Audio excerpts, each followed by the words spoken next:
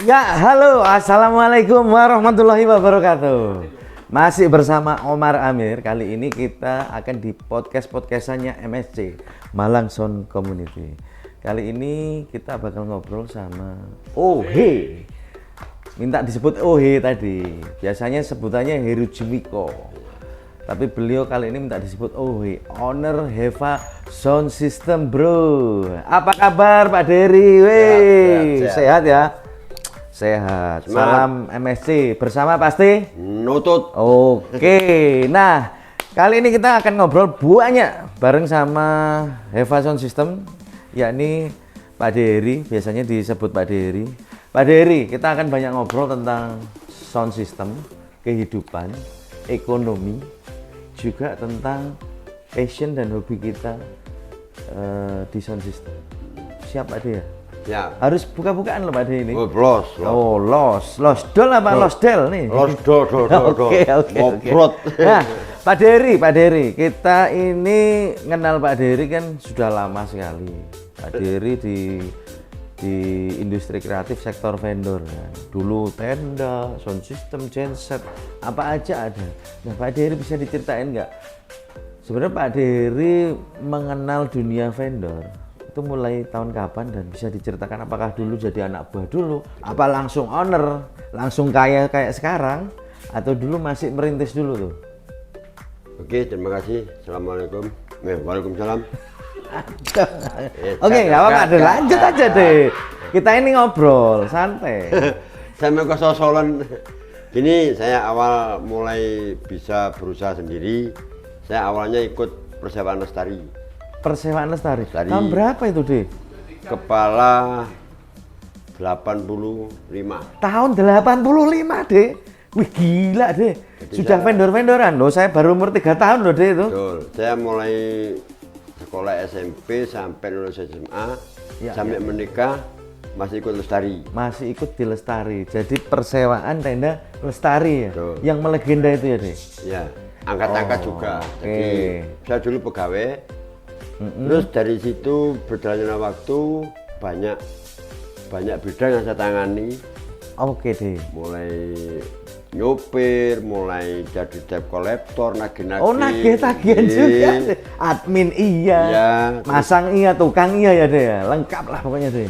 Untuk sound juga yang kita nanganin. Dulu pakai genset masih odong-odong. Oke, masih dongfeng ya deh. Dongfeng. Terus dari situ saya berpikir, apakah saya akan ikut hidup seperti ini terus saya? Apakah akan jadi anak buah terus? Ya, makanya saya istilahnya kalau Jawa itu ngeloro hati. Walah, masa sih deh. Ngeloro hati itu istilahnya begini. Oke. Jadi saya harus bisa lebih baik dari sekarang. Oh. Jadi pengalamannya sambil, ya korban sampai jatuh juga. Jatuh dari mana deh? Rejing 12 meter guys. 12 meter rejing deh. Pernah jatuh? Jatuh. Tahun berapa itu deh? Tahun berapa itu kemarin? Ya kepala 2000. Tahun 2000-an. Untung deh masih selamat sehat deh sampai sekarang deh, ya Allah. Semangat. Waduh, awak dhewe iki iso-iso gak ketemu Pak De. Ya. Jatuh dari 12 meter. Nah, De, masuk lagi. Diceritakan aja dulu kok bisa sampai istilahnya mahir di dunia sound system, audio system. Ya dari pengalaman tadi. Jadi mulai pernah dipasrai sama Lestari karena dia juga rental sound juga ya. Dan juga pernah ikut Sarangan 12. Nah, pernah ikut di Sarangan 12. Pegang sound system juga. Sama. Nah, profesinya apa deh? Kru? Sama. Kru, driver, Rhodes atau sampai sound engineer? collector, sound engineer. Sound engineer juga deh. Lo. Soundman ya. Soundman dulu ya deh. Ya. Ya, masih analog gitu ya. Wah. Ya waktu itu pakai mixer Kervin. Weh. Carvin berapa deh waktu itu? Carvin 12 atau? Oh, ya Carvin 12 ya. Udah keren sendirilah deh waktu itu ya. Waktu itu. Oke. Terus speakernya Black Spider masih. Philip. Oke, makanya Pak De sampai sekarang itu jatuh hati sama speaker Philip. Philip is paling apik sak donya lah deh ya. Iya. Oke deh, perjalanan ini panjang sekali. Kita kemudian Pak De memiliki sendiri sebuah unit usaha yang diantaranya ada sound, ada genset, Ada apa lagi? Selubung peresmian Selubung peresmian yang di dunia cuma ada Pak D ya, satu-satunya ya.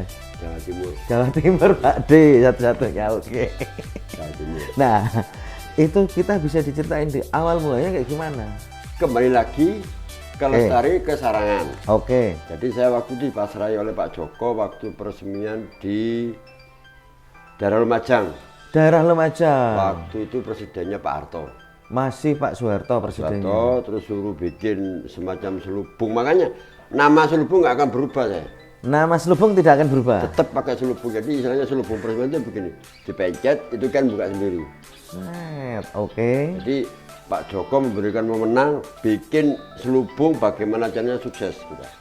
Jadi dari situ kita berputar otak sampai ya alhamdulillah sampai sukses sekarang. Jadi skillnya saya ambil. Nah, terus kemudian ada sound system, ada genset. Saya mulai bisa berusaha begitu jujur Ya, setelah gabung MSC. setelah gabung MSC. Gabung Tahun MSC. berapa berarti deh? Baru sekian tahun yang lalu berarti deh? Pokoknya MSC itu kalau nggak salah sudah 8 tahun ini. Ya belum toh deh. 8? Belum. 5 Pak? Belum deh. Pembentukan MSC 5 ya? Belum deh. Kita sekitar 4 tahunan lah. Nah itu, pokoknya saya mulai merasa usaha saya meningkat. Jujur saya setelah gabung MSC. Setelah gabung MSC, berarti mulai punya sound, mulai punya Betul. genset. Genset mulai enggak punya sampai sekarang punya 8 ya deh ya? 4. Oh 4. Berarti besar. yang 4 dijual deh ya? Nah, Iya.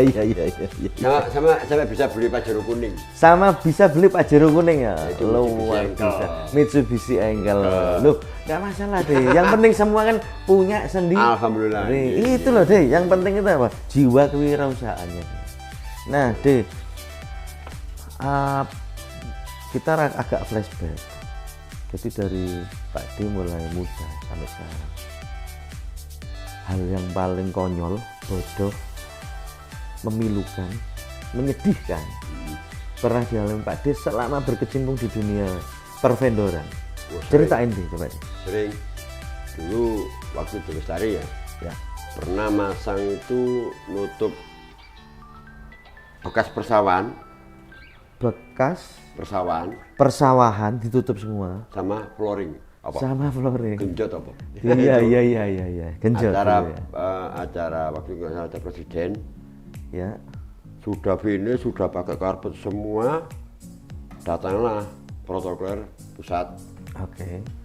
Bisa nggak bisa suruh mindah itu. Berapa besar hektar apa luasnya itu. Padahal kita masuk ke mana? Ke tanah, nggak bisa jalan. Buset. Itu paling berkesan, aduh. Paling berkesan, sedih. Sedih. Wes piye carane Mau iki? campur baur, mau marah itu dihadapi Waktunya juga nggak memungkinkan. mepet, iya. Tapi mustahil jadi mustahil ini. Jadi mustahil ya, bagaimana tetap kita lakukan. Baru dengan gerundelnya kayak apa. Jadi kita masuk itu sampai sekian loh tanah itu. Oh, lumpurnya Iya. lutut deh. Baru Set ngambil deh. papanya. Aduh. Gila deh berarti deh. Itu yang pernah nggak bisa dilupakan dari kesan-kesan itu. Ya dengan gerundel tetap kita lakukan. Oke. Karena ada Itu ada pesan tersendiri deh. Berarti Pak D selama ini belajar profesionalisme ada di perusahaan sebelumnya dia. Iya. Ya, artinya ini yang menjadikan Pak D sampai sekarang Motivasi, besar. iya. Motivasi ini kan, Pak. Komitmen kan Pak D. Ya? Siap Pak D. Luar biasa Pak D. Horas buat Pak D. Semangat. Oke, kemudian ini deh. Sampai hari ini deh. Sekarang umur berapa nih? Saya 55. 55, luar biasa. Di umur yang ke-55. Pak D punya cerita apa? Success story apa yang sekarang ini bisa Pak D banggakan, bisa Pak D bagikan ke seluruh teman-teman atau teman-teman yang masih muda-muda yang masih ngerintis usaha deh. Ya, begini, kalau untuk menuju kesuksesan jangan sekali-sekali patah semangat.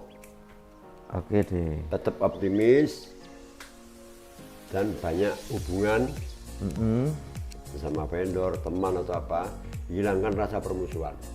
Oke. Nggak ada permusuhan deh. Nah, istilahnya Persaingan enggak ada berarti deh. Oh, persaingan ada. Oh, Kita harus meningkat dulu persaingan, sekarang permusuhan gitu. Oke, berarti dulu permusuhan, sekarang cukup persaingan saja lah ya. Iya, jadi itu kalau bisa diminimalis. Nah, Pak D sekarang ini ya, hal terbesar apa yang pernah dicapai Pak D? Mungkin capaian Pak D gensetnya ada 12, sound systemnya sekarang sekian ribu watt. Saya merasa bangga dan merasa besar hati, usaha saya bisa sampai ke luar pulau, itu aja. Oke deh. Jadi selubung, kalau sound ya sama dengan rekan-rekan, genset juga ya sudah. Istilahnya saya pribadi bangganya bisa sampai ke Kalimantan, sampai ke Jakarta ya. Betul. Sampai luar provinsi lah deh ya. Nggih. Nah ini bentar lagi kalau berangkat lagi ya. Itu rezeki anak soleh loh deh. Nggih. Berarti soleh juga Pak De ya? Soleh. Alhamdulillah deh. Gila. Ini deh. Kita kembali ke karakter berusaha atau berwirausaha deh. Sekarang kan banyak teman-teman yang di bawah kita yang masih muda-muda, bahkan baru lulus SMA, lulus kuliah, sudah usaha di bidang vendor, entah sound system, genset, lighting atau apa. Pak De punya pesan buat mereka deh? Pokoknya dengan siapapun kita harus welcome. Pesannya yang agak panjang gitu loh. Iya betul. Nanti kalau welcome itu kan keset deh. Nah, Oke. Yang agak panjang deh pesannya deh. hanya begini, dengan vendor orang lama atau vendor orang baru, walaupun dalam kota atau orang luar kota, bagaimana kita menimbulkan kesan baik untuk bagi dia. Jadi kita kalau bisa kerjasama dalam waktu acara gitu. Sampai ke baganya juga. Jadi kalau ada sesuatu hal pasti akan ada kontaknya akan mengalir, membutuhkan kita. Siap. Ya pokoknya jeneng dulu baru jenang deh ya. Jenang dulu. Oh jenang dulu? Ya baru jeneng. Oh bukan jeneng dulu baru jeneng? Bukan, jenang dulu selamatan baru jeneng. Iya. Jadi ini pesan Pak Dery ya, buat teman-teman anak-anak muda yang akan ngerintis usaha di bidang vendor, pervendoran duniawi, audio system, lighting system, stage, staging, tenda, genset dan lain-lain. Nah, sekarang gini deh. Pak D ini kan anggota MSC, anggota Malang Sound Community. Yang dirasain sama Pak D selama bergabung di MSC, plus minusnya boleh, hanya kebaikannya apa hanya plusnya aja boleh. Jujur kalau saya di MSC minusnya 0, nggak ada. Minusnya 0, Nggak berarti ada. Plus semua ya. Di sana banyak persaudaraan. Rasa persaudaranya tinggi, ada korban atau apa kita bergerak semua. Ada anggota sakit, ada sumbangan. Seperti kemarin waktu korban gempa di Malang Selatan, anggota MSC ada tertimpa, MSC gerak. Tanpa komando. Ada saudara kita yang sakit, ada saudara berdonasi. kita yang meninggal, kita selalu berdonasi, bersosial ya. Sekarang ini malah sibuk dengan acara ngabuburit. Untuk Pak D sendiri, kelebihan atau manfaat apa yang diterima oleh Pak D menjadi anggota MSC sehingga mungkin ekonominya meningkat, jobnya makin banyak atau apa deh? Ya itu salah satu. Ceritain langsung deh. Saya kan cuma tanya loh deh gitu. Saya selama gabung di MSC, di Mas Amir ngomong, usaha semakin meningkat, usaha saya otomatis pendapatan meningkat. Dulu channel nggak banyak, sekarang alhamdulillah banyak. Berarti dulu channelnya cuma 6 channel, sekarang 32 channel gitu deh. Gitu ya, sekarang bisa, bisa lebih gitu. Banyak yang kenal. Pokoknya banyak plusnya, minus 0. Jujur, saya merasa bangga. Harapan kedepannya deh tentang MSC ini? Ya kalau bisa harapan MSC setelah corona usai, lanjutkan seperti acara kayak 104, Compare atau Malang Sound Festival. Pokoknya harus banyak kegiatan. Harus banyak kegiatan yang bermanfaat untuk anggotanya. Anggotanya plus anggota lain yang di luar MSC biar tahu ilmunya. Siap. Sound bagaimana. Berarti kan walaupun anggota yang bukan yang termasuk anggota MSC, kita akan tetap bersosialisasi dan berkomunikasi gitu deh. Betul, Pak D sepertinya cocok jadi calon ketua berikutnya ini. Enggak. Saya itu orangnya orang lapangan. Orang lapangan. Istilahnya saya ada tugas untuk ngomong ke podium, kita ngomong. Iya. Sudah, nggak bisa deh. Nah, ini saya yang mau tanya, lapangan apa ini? Lapangan voli, basket, apa sepak bola? Kita kalau orang lapangan itu ada pekerjaan kasar, loading, itu pekerjaan saya. Tapi tadi tuh kayaknya udah pas visi misi ketua umum MSC berikutnya. Sorry loh Pak Jambul, Pak Ketum. jadi balik lagi deh ke MSC karena kita ini kan podcastnya MSC ya tadi ya. Bagi teman-teman di luar yang memang berkecimpung di sound system, apabila mereka mau gabung, mungkin syarat-syaratnya apa deh? Sesuai ADART-nya MSC, bagi anggota baru yang ingin gabung minimal punya sound, penggiat sound, orang yang berkecimpung dalam sound. Jadi freelance, soundman, Sound engineer, punya ya. sound, Kru ya. bisa gabung. Karena banyak manfaatnya dia. Tuh, harus mengikuti ADART. Siap. Harus dipenuhi, mutlak harus gabung. Nah itu pesan-pesan dari Pak Dery. Nah Pak Dery, kita balik lagi. Sekarang Pak Dery untuk sound system Pak Dery. Gear yang dipunyai brand apa deh di rumah? Saya istilahnya kelas-kelas medium aja seperti Uber. Ada Uber, terus ada apa lagi deh? Philips, ada apa lagi deh? Philips sudah saya lempar. Oke, Philips sudah dilempar ya. Ya pokoknya saya itu dijuluki Uber lover. Uber lover deh ya. Murah meriah. Murah meriah, layanan prima deh ya. Sejuta umat. Sejuta umat. Lu enggak ada masalah deh gitu. Yang penting kan itu semua profesionalisme Pak D itu semua gitu. Nah, kemudian deh ke depan secara visi usaha di Heva itu akan dikembangkan sampai seberapa jauh sih? Insya Allah sampai seumur hidup saya. Seumur hidup Pak D, artinya kalau melayani orang itu kan passionnya Pak D, hobinya Pak D toh. Berarti sekarang 55. Kalau Pak D 5 tahun lagi dipanggil ya masih lanjut ke anak. Dilanjut ke anak. Kalau diberi umur panjang sampai 70 berarti masih akan terus dampingi tim lah ya. Dampingi sama bolo-bolo. Luar biasa deh, luar biasa. Itu loh yang mahal deh, semangatnya Pak D. Harus semangat. Nah ini deh, apakah sekarang sudah disiapkan deh regenerasi kepada keluarga, anak? Sudah ancang-ancang. Apa krunya sendiri yang akan diwariskan usahanya deh nanti? Kalau kru sendiri sudah ada yang mentas, artinya saya arahkan. Dari nggak punya, sekarang dia punya. Sekarang punya tenda, dan punya, alhamdulillah, ambil armada untuk akomodasinya ya dari arahan saya.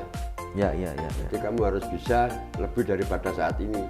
Jangan sampai kamu hidup ikut orang terus gitu. Harus punya jiwa pimpin juga gitu.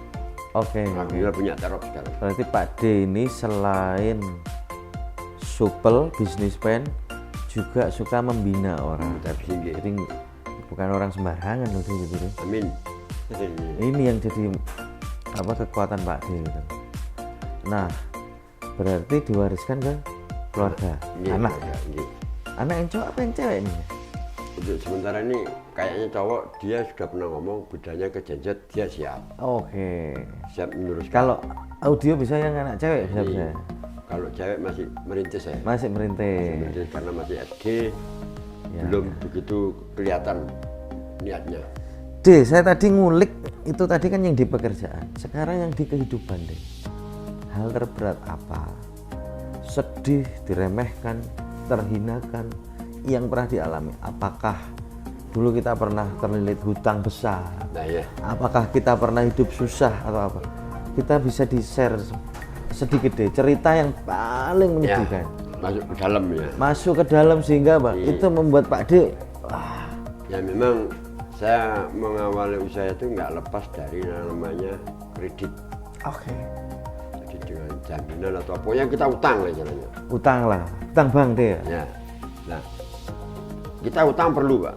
Oke. Mutlak itu sudah bukan rahasia lagi. Cuma kalau mau hutang, menyangkut hutang piutang apalagi menyangkut bank, sesuaikan dengan kemampuan. Oke. Jangan over finance, bahaya. Wah, ini bahasa baru loh. Over finance. Ya, over finance Pak, ngeluh Pak. Oke. Pokoknya jangan over finance, itu Ya, bahaya. ya. Terus yang paling menyedihkan dan memilukan Pak D pernah alami apa? Apa digerobi oleh debt collector tapi Pernah, singitan di meja bagaimana ya Pak D? jujur, ya biar Ya. jadi pengalaman Ya, sama rekan-rekan. Saya pernah kredit mobil, setelah 2 bulan dijabel, udah. Itu rasanya sakit. So D. sakit Pak. Sakit di sini apa di mana-mana deh? Semuanya Semuanya sakit. Pegel-pegel berarti deh. Pegel. Tapi nggak masalah deh. Itu kan jadi hikmah tuh. Jadi pelajaran Pak. Jadi pelajaran. Makanya jangan sekali-sekali istilahnya kelebihan beban utang. Oke. Misalnya dalam melakukan overfinance. Over bahaya. finance. Jadi Bahaya. guys yang perlu kita garis bawahi, over finance Jangan dilarang. Larang. Ya. Jadi sesuai kebutuhan, mampu berapa, kalau memang mampu ambil. Jangan sekali-sekali nuruti hati panas Pak. Aduh, Buyar saya. Wes. kebutuhan aja. Udah. Baik deh, kita nggak lama-lama deh karena ini podcastan sehingga nggak terlalu lama. Istilahnya ini untuk menghibur, memberi inspirasi dan memberi referensi bagi semua pihak. Baiklah, karena Pak Produser sudah kode saya, durasinya sudah nggak memungkinkan. Kita akhiri dulu deh. Mungkin bisa kasih salam dulu deh buat yang di rumah semuanya deh. Tetap kompak untuk rekan-rekan MSC semboyan bersama Mas Nutut. Garis bawahi jangan sekali-sekali overfinance, semangat bersama pasti Nutut. Baiklah, kita tutup dulu podcastan ala MSC hari ini bersama saya Omar Amir, dan next kita akan bersama dengan para member dan guest yang lainnya. Baiklah, wassalamualaikum warahmatullahi wabarakatuh.